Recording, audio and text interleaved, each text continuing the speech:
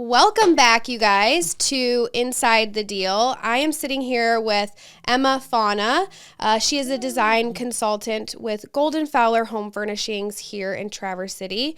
Emma, welcome. Thank you for having me. Really excited to sit down and chat today. And before we even dive into my list of questions, I think it's important to note that Emma and I have never met previously before this conversation. This is our first time sitting down together, and I think it will be really interesting to see how much not only myself I can learn, but what people at home and watching this can learn. So can you tell us a little bit, for somebody who's watching this that might not be from the Traverse City area, can you talk a little bit about Golden Fowler? Yeah, totally. I'm actually not from here originally as well. I'm from downstate, but I've been up here now for like 11 years. Golden Fowler has been around for like 65 years. It's just a small family-owned furniture shop, but it's served the community in many ways for quite some time now. It used to be owned by the Fowlers and the Golden family, and it has since passed on to Mike Mon, who has now owned it for quite a bit of time. He's worked there since he's been like 25, so he like knows the business in and out, and Amanda Eshelman as well. They're wonderful, and yeah, very involved in the community. We do a lot of outreach, actually, which is super great. So Nice. Yeah. I love that. Can you talk a little bit about exactly, not only just the title of design consultant, but you specifically with Golden Fowler and also just living here now in Northern Michigan, what that exactly means? So as a design consultant, I'm trying to meet lots of different needs. That could be helping someone figure out like what particular item is going to fill this space, or helping them design kind of their whole home and how they want it to sort of flow.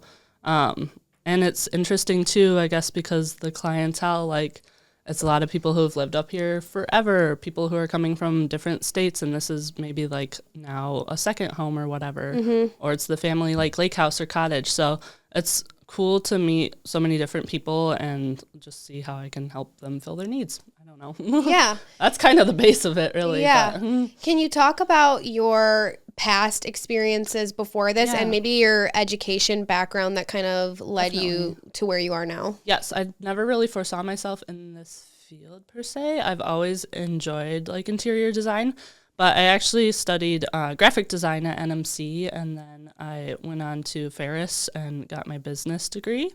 So this is sort of a fun culmination of all of that, I feel like. I've worked a lot more, again, in the graphic design field, doing like print design, web design, all that kind of stuff. Actually, for a little company in town, Greenlight Marketing. I think you know the owner, Kevin. Yeah. Yes. He's lovely. Yeah, they're so great. He's so awesome. And then I worked a little bit for a company downstate based in Ann Arbor called Underground Printing. I was doing production design, a lot of licensing stuff. So I've gone kind of all across the board, but I feel like the basic sort of principles of design permeate throughout. All of that. Yeah. Well, I definitely, like, as you're talking, I'm still able to connect the dots there. You're talking about graphic design. Yeah. And maybe on the surface, it might sound different from what you do now, but in a way, they're very similar in terms of, like, being able to visualize. Yeah, there's a lot of underlying principles that definitely carry throughout. Creativity and being able to visualize and see something that others might not be able to. Yeah. And point them in that direction, or give them an idea or a concept that they weren't previously thinking of. I can imagine that comes into play in your field as well, and helping people sort of envision their spaces. Yeah. And it's like so important to be surrounded by things that like bring you joy and like feel at ease in like your home and your environment. So. Right. And I was kind of relating as well. So I went to school for public relations and advertising. There was a lot of graphic design in the mix as well. And before I was in real estate, my job was completely full-time corporate, social media, advertising, marketing.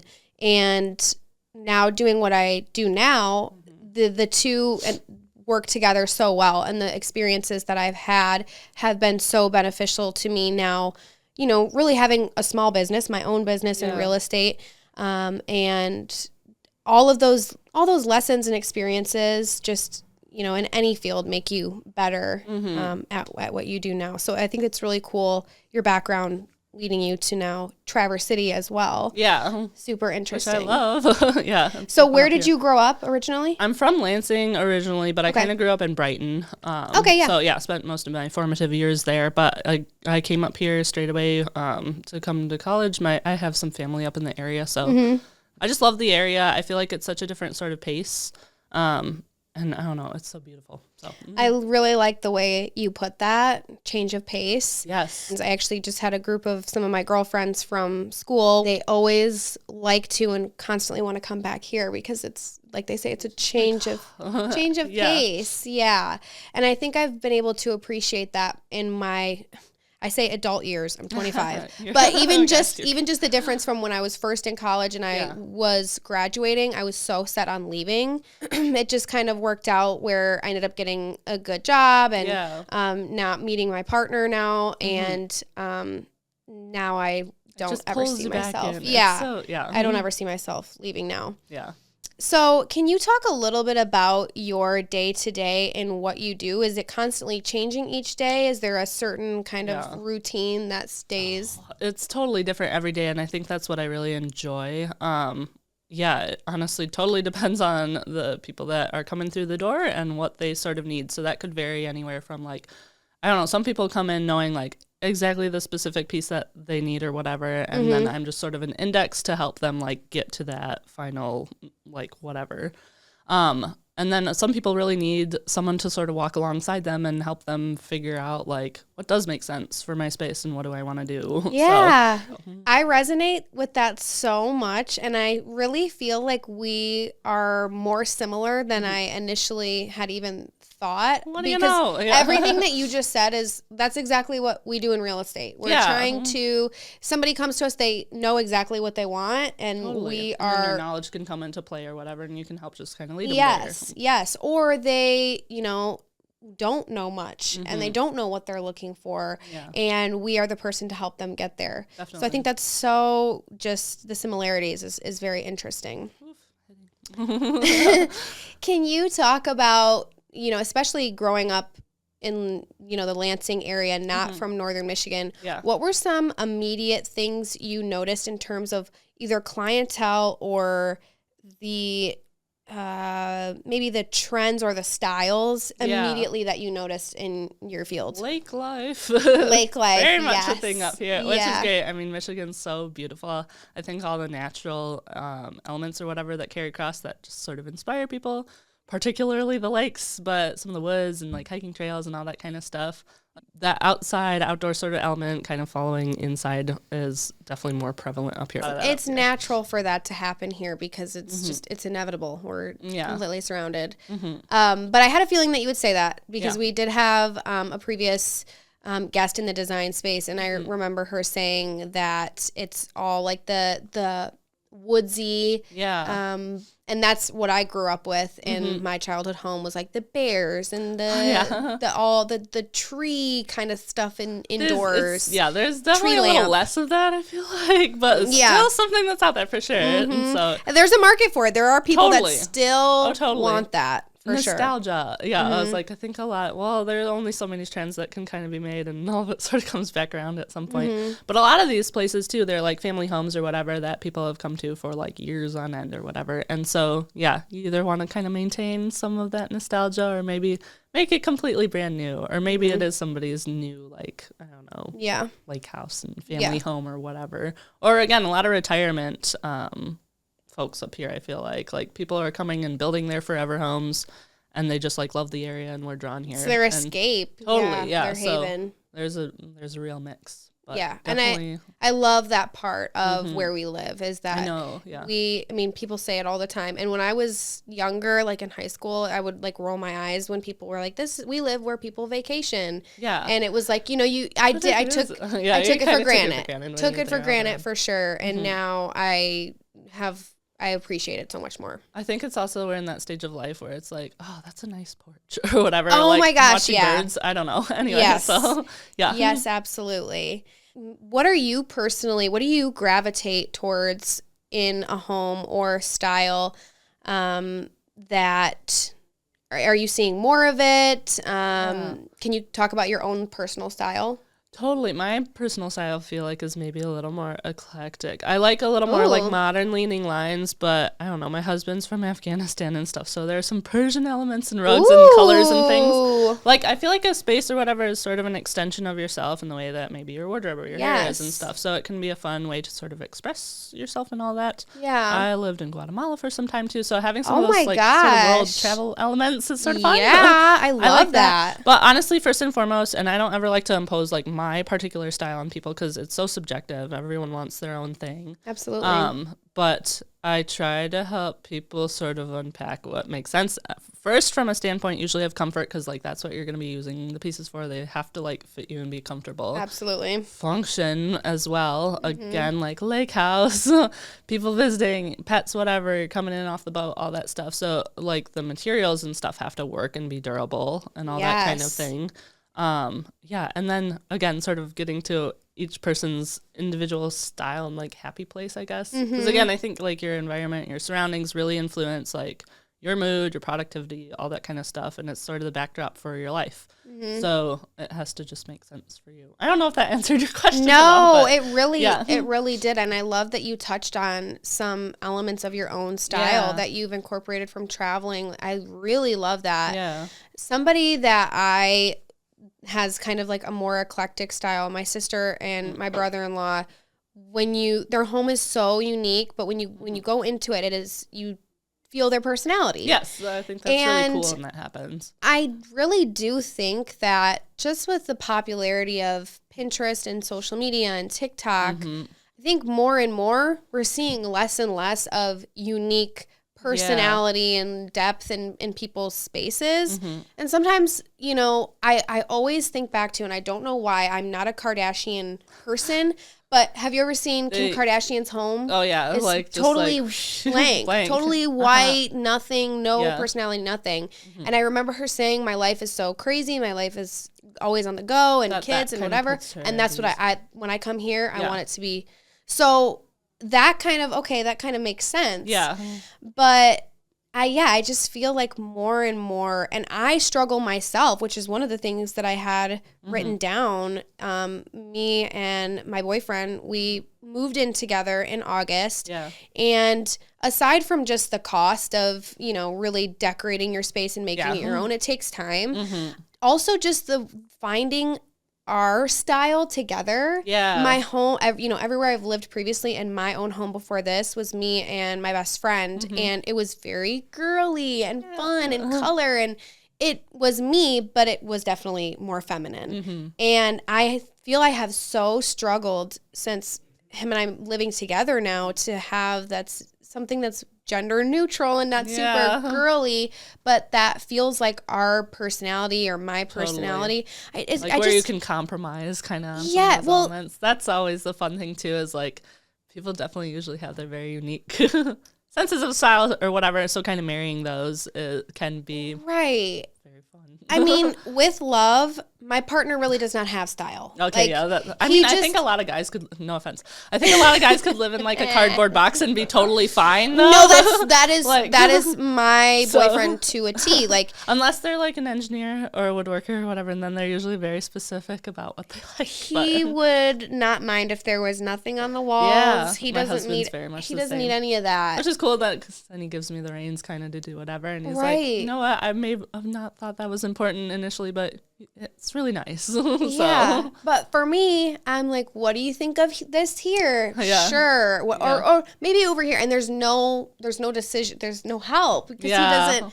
So that is what I've been struggling with. And the other thing that I had written down was for somebody, again, like me, who, I'll see stuff online that I like and, that seems cozy, comfy. I want that feel in my home. But then at the same time, I'll see something that's maybe mid-century, modern, and like coastal, contemporary. And I like both of those things. Like, what do I do? Yeah. Do you have clients that will come in and have a similar problem? Yeah, I feel like a lot of times, I don't know, you usually want some sort of overarching theme kind of across the house or things to be cohesive and like harmonize.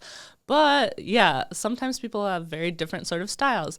It's hard because there's like, I feel like a lot of houses are very much more open floor plan. So the spaces have to kind of work together. That is something I wrote down I wanted to talk about. Keep going. So that can be sort of tricky sometimes, but honestly, a lot of times it's sort of just figuring out that give and take or whatever, and maybe there's different spaces in the house that can totally feel a different way. And also part of that comes back to function of like, how do you foresee yourself like really truly using this space, and like what makes sense and what will serve you there. Yeah. So yeah, I don't know. We get some of that. Usually it's like the butting of heads with like husband and wife of like they have definitely different feels. And usually a lot of times it's like the guy wants a puffy marshmallow recliner or whatever in the main living room. Oh my gosh. I think that's like tale as old as time. Yeah. Oh my gosh. I have to pull up a photo for you because you just said the pillowy marshmallow, and I have to tell a story. I mean, they're so cozy. I can't completely complain, but yeah, they're so ugly. So glad you brought this up because we, like I said, moving in with my partner, we have a basement, a finished basement, and we were like, this is going to be the sectional, the like lounge, the, where we hang out, we watch the movies, we veg, right? Yes. So this is where like the big sectional is going to go. I'm very much like the research person. Yeah. He kind of said, things that we want, and I was going to do the research and find the pick, okay? Yeah. I found 2 great options. He decided, nope, he wanted to go with something totally different, which is exactly what you just said, like the pillowy.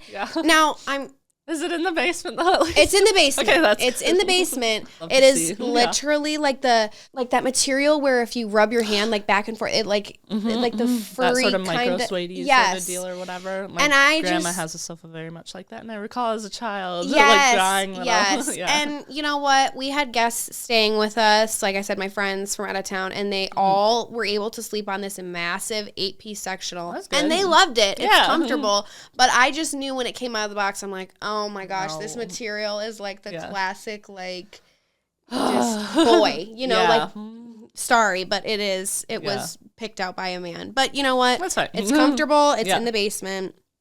But yes, kind of going back to where we started, it's just finding that balance when you have two people who either have conflicting styles or 2 people who don't really even know their style yet. Yeah.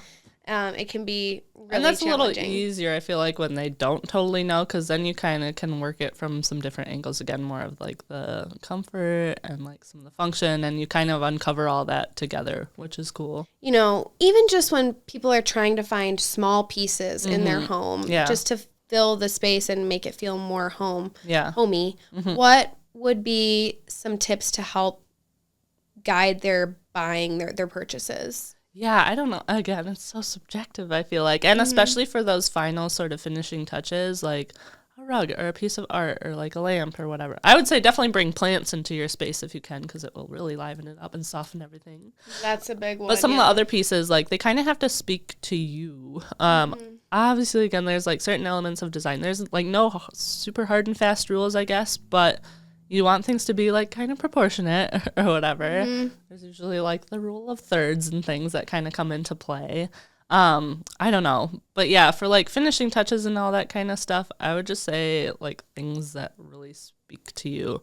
For the base pieces, you want them to be a good canvas to sort of offset all that. Yeah. I think. Unless you want those to be the statement piece, which can be very fun, but you're a little more committed to that then. Well, I'm glad that you said that, and that's affirming me, because I feel like more and more now if it doesn't resonate with me, or I'm not like, I just feel like there's a lot of pieces, especially at places like, which you can find really great places at Home Goods or wherever, but there are a lot of things there that everyone and their mother has, and it's like love.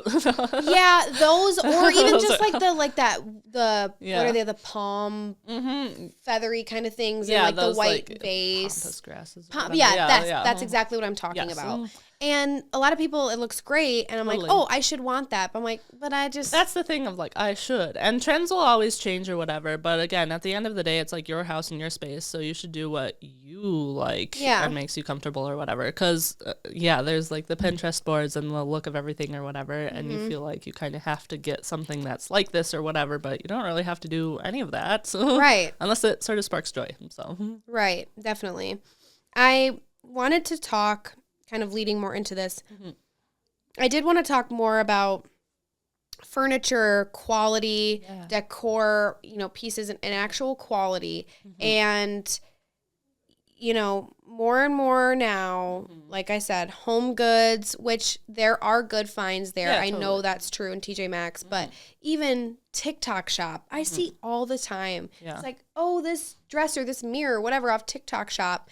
And I know I've fallen victim to buying pieces of furniture online, and because, you're attracted to the price, and it comes in, and I've found myself frustrated with the quality, or, you're building it and it's like, oh, this is wobbly. I'm tightening it all the way and it's still wobbly. With your little Allen wrench or whatever. Exactly. And that's the hard part of like, yes, there are very different value levels of items. So it depends on like what you kind of want in that space. If you don't want to change your furniture out every like 2 years or whatever, it is an investment, and it can be kind of like startling or whatever up front, especially after COVID. I feel like prices of I don't know, all the raw goods definitely went up.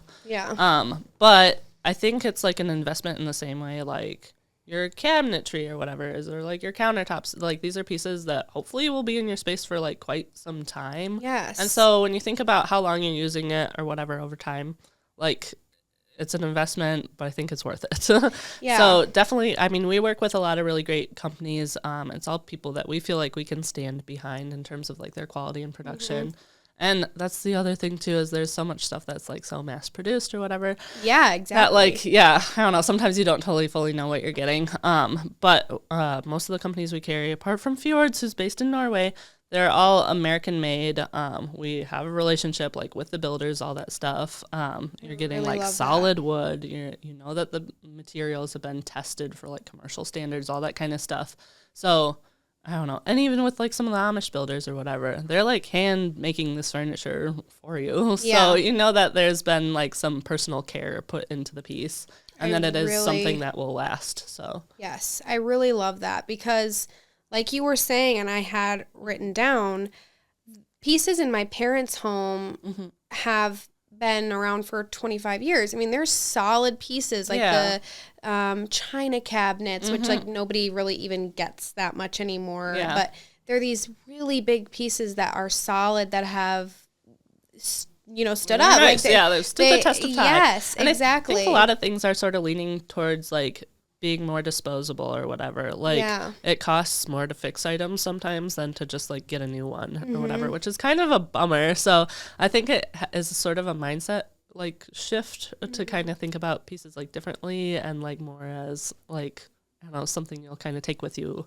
over time. Yes. The more that I was, thinking about this conversation today, and I was kind of reflecting on my own purchases. Like I said, I have bought things from, Target, which again, Target can have some good things and some things that are very, very cheap. Totally. And they don't stand up or hold up well, and I'm angry, and it's like, well, you get what you pay for. I know, and that can be hard to like get across when there is so much, I feel like, out there and like accessible or whatever.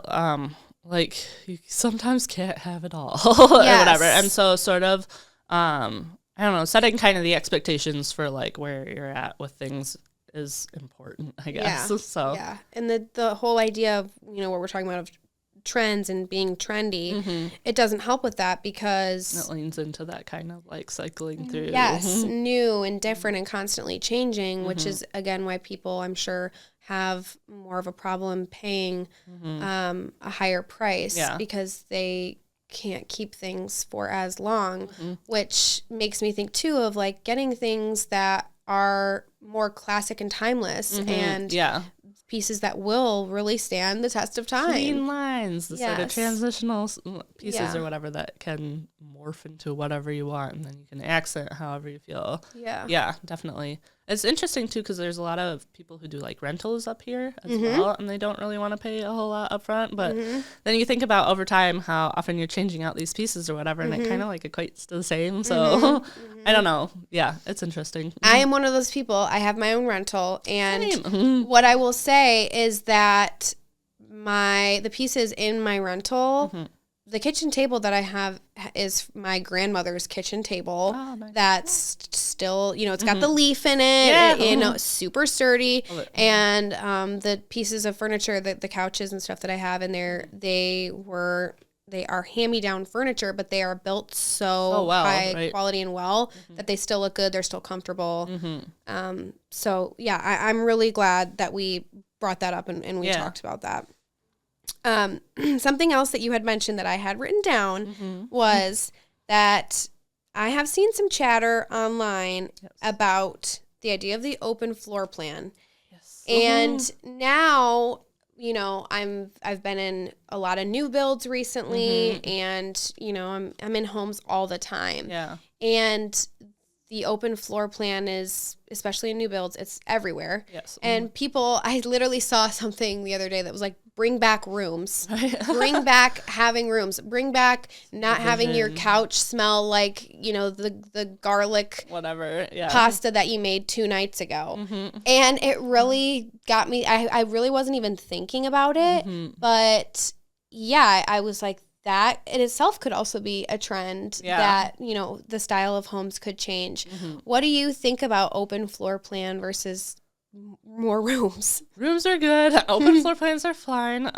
It's just I feel like some builders don't totally account for furniture in their open floor plan. So that's a really good point. Interesting to work through, especially like with the amount of like, I don't know, sliders and all the windows and whatever, and like where do you actually anchor the pieces in the room or whatever, and maintain walkways and all that kind of thing.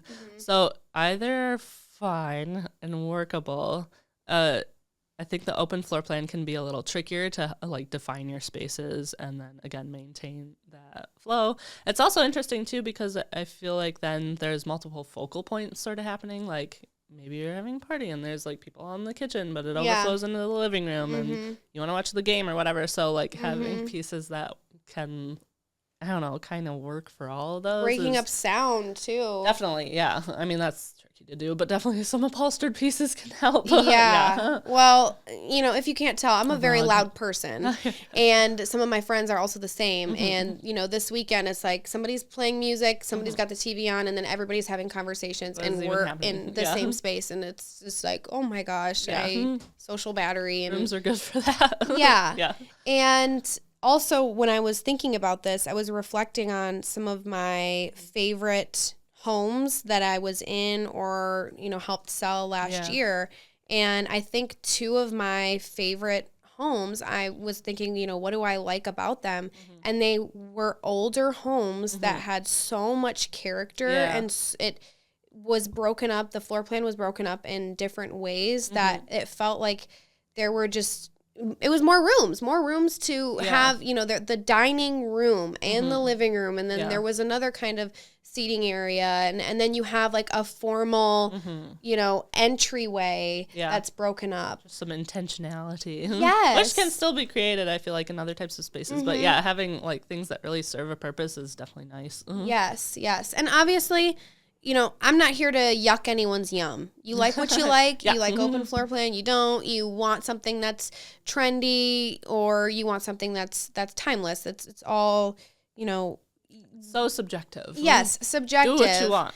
And the biggest thing here is that your space is your space. Yes. Just like what we said. What Kim Kardashian's got going on, there's absolutely no way I would want to live there. Yeah. But that works for her. That's what she finds comforting.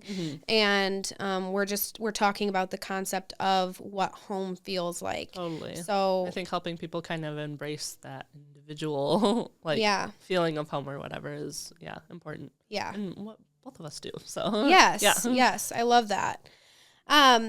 Let's circle back to the beginning of the conversation. We talked a lot about community. Yeah. And I know just from being somebody in the community that I've seen Golden Fowler contributing and doing a lot to get out there in many different ways. Can you touch on that a little bit? Yeah, definitely. I mean, we work with a lot of organizations in the area. There's like Zonta, Women's Resource Center. There's Child and Family Services.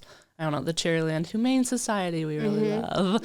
So, I don't know. We just try to get out there and make an impact to where we can, particularly with women and families, I feel like is something that's close to our hearts. So Yeah. yeah. I love that. And it's really so important, especially being here in Traverse City, because it is, in a lot of ways, it's small town, but also bigger. You know, we're kind of heading the direction of more bigger city. Definitely. But we still are I would say, a smaller community. Definitely a small town Yes. vibe. Yeah. Yes, absolutely.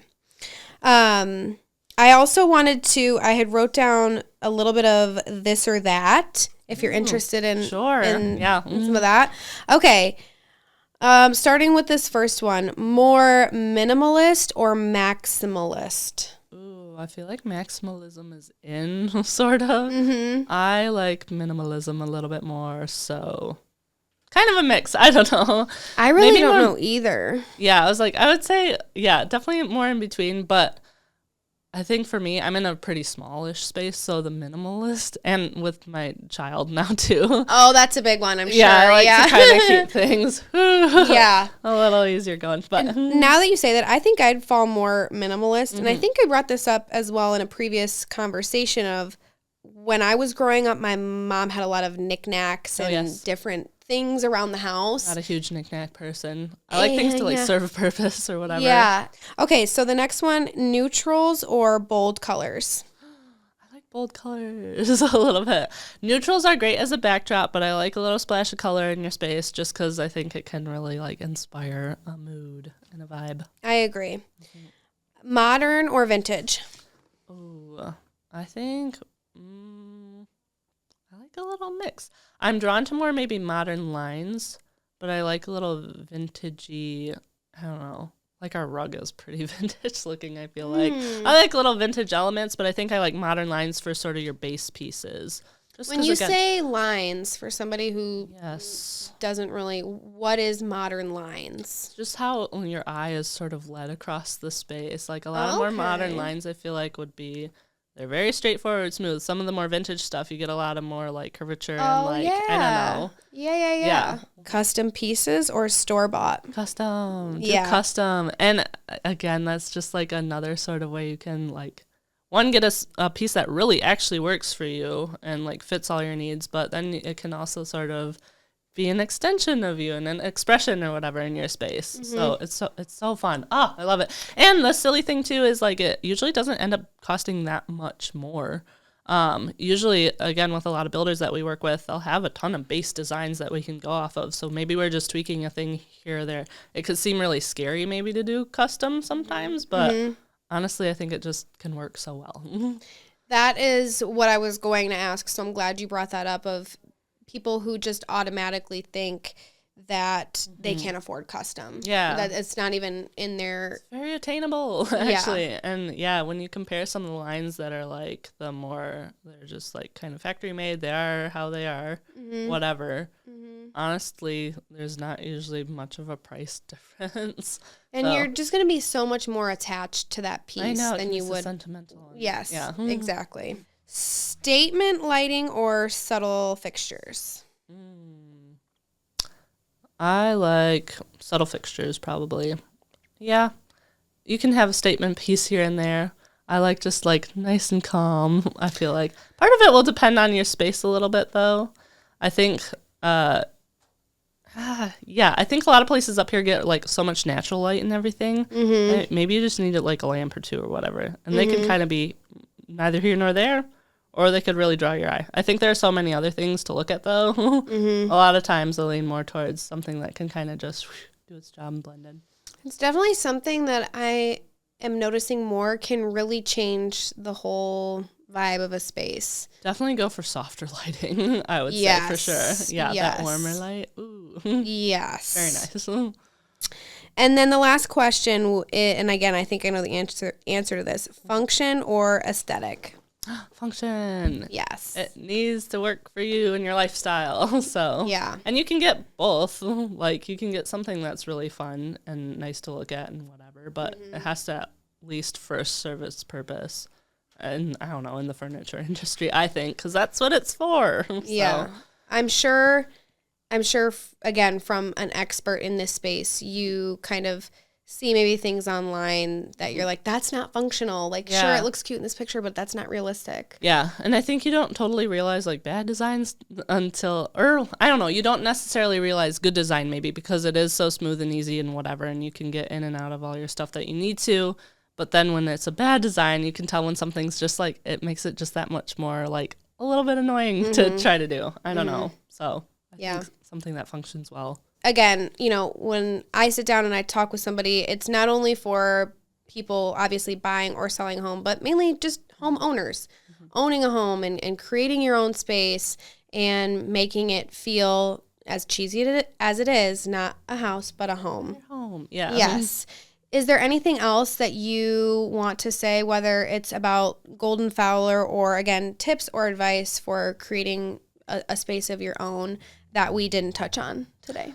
Not in particular. I just think if you need like a helping hand, obviously we would love to work with you. Yes. But yeah, it can be so overwhelming, I think, when you're trying to do everything. So reaching out to someone who can just help give a second opinion or whatever, or maybe offer a little knowledge that you might not have on your own and all your little research and whatnot, it can just be helpful to make everything a little bit smoother. So yeah, if you're torn, seeing things online, you're confused, like I was before this conversation, just go to your local expert. Yeah. Yeah. Help, fight the decision overwhelm. Yes. If you have any questions or anything that we may have missed, feel free to comment and perhaps we will have you back. Thanks. Yeah, thanks so much for having me. Yeah, thanks so much for coming in. Yeah.